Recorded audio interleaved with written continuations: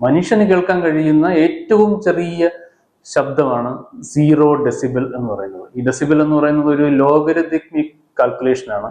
അതായത് 0-ൽ നിന്ന് ശബ്ദത്തിന്റെ അളവ് 10 ഡെസിബൽ ആകുമ്പോഴേക്കും 10 മടങ്ങ് വർദ്ധിച്ചിട്ടുണ്ട്.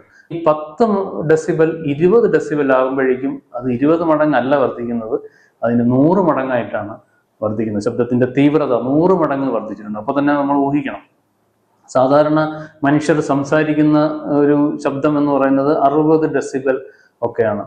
ഈ 60 ഡെസിബൽ 70 ഡെസിബൽ ആകുമ്പോഴേക്കും അത് വളരെ ജനനിബിഡമായിട്ടുള്ള ഒരു നഗരത്തിന്റെ പകൽ സമയത്തെ ശബ്ദമാണ് 70 ഡെസിബൽ എന്ന് പറയുന്നത്. ഹെലികോപ്റ്ററിന്റെ സൗണ്ട് എന്ന് പറയുന്നത് 100 ഡെസിബലോളമാണ്. അതുപോലെ തന്നെ ഈ ദീപാവലിക്കൊക്കെ നമ്മൾ ഉപയോഗിക്കുന്ന അല്ലെങ്കിൽ അമ്പലങ്ങളിലൊക്കെ പൊട്ടിക്കുന്ന കതിന, പടക്കം, ഇതൊക്കെ 130 മുതൽ 160 ഡെസിബൽ വരെ ശബ്ദമാണ് ഉണ്ടാക്കുന്നത്. 85 ഡെസിബൽ മുകളിൽ സൗണ്ട് നമ്മൾ നിരന്തരം കേട്ട് കഴിഞ്ഞാൽ നമ്മുടെ മാനസികവും ശാരീരികവുമായിട്ടുള്ള ആരോഗ്യത്തെ, തലച്ചോറിന്റെ പ്രവർത്തനത്തെ തന്നെ വളരെ ഗുരുതരമായിട്ട് ബാധിക്കാവുന്നതാണ്. ലോകത്താകമാനം കേൾവിക്കുറവിന്റെ ഏറ്റവും പ്രധാനപ്പെട്ട കാരണം എന്ന് പറയുന്നത് അമിത ശബ്ദമാണ്. നേരത്തെ പറഞ്ഞ പോലെ 85 ഡെസിബലിന് മുകളിൽ ഉള്ള ശബ്ദം നിരന്തരം കേട്ടുകൊണ്ടിരുന്നാൽ നമുക്ക് കേൾവിക്കുറവുണ്ടാവും. പ്രത്യേകിച്ചും ചില ഫാക്ടറികളിലൊക്കെ ജോലി ചെയ്യുന്ന ആൾക്കാർക്കൊക്കെ വളരെ യങ് ഏജിൽ തന്നെ കേൾവിക്കുറവ് വരുന്നത് നമ്മൾ ശ്രദ്ധിച്ചിട്ടുണ്ടായിരിക്കും. അത് ഈ പറയുന്ന അമിത ശബ്ദത്തിനോടുള്ള കൂടുതലായിട്ടുള്ള എക്സ്പോഷർ കാരണമാണ്. ഈ 85 ഡെസിബലിന് മുകളിലുള്ള ശബ്ദം, അതിന്റെ തീവ്രത എത്ര കൂടുന്നോ അത്രയും കുറഞ്ഞ കാലം കൊണ്ട് കേൾവിക്കുറവ് വരാനുള്ള സാധ്യതയുണ്ട്. അതുപോലെ തന്നെ അമിത ശബ്ദം നമ്മുടെ രക്തക്കുഴലുകളെയും ഹൃദയത്തെയും തലച്ചോറിനെയും ഒക്കെ ഡയറക്റ്റ് ആയിട്ട് തന്നെ ബാധിക്കുന്ന ഒരു പ്രോബ്ലമാണ്.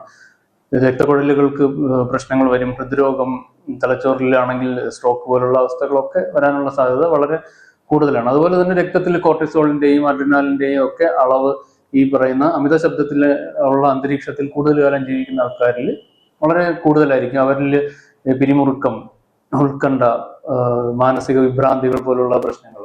അതുപോലെ തന്നെ അമിത ശബ്ദമുള്ള അന്തരീക്ഷത്തിൽ ജീവിച്ചു വരുന്ന കുട്ടികളിൽ മറ്റ് ആൾക്കാരിലുള്ളതിനേക്കാൾ അക്രമവാസന കൂടുതലായിട്ട് കാണുന്നതായിട്ടും ഒരുപാട് പഠനങ്ങളുണ്ട്. അതുപോലെ തന്നെ അവരുടെ സർഗവാസന കുറഞ്ഞു വരുന്നതായിട്ടും അങ്ങനെയൊക്കെയുള്ള ധാരാളം പഠനങ്ങൾ തന്നെ ഇപ്പോൾ അവൈലബിൾ ആണ്.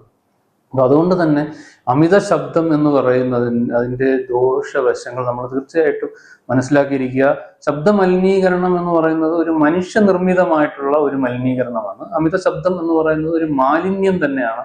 അത് തീർച്ചയായിട്ടും നമ്മൾ നമ്മുടെ ചുറ്റുപാടുകളിൽ നിന്ന് ഒഴിവാക്കേണ്ടത് ഇന്നത്തെ കാലത്ത് വളരെയധികം ഒരു അത്യാവശ്യമായിട്ടുള്ളൊരു സംഗതിയാണ്.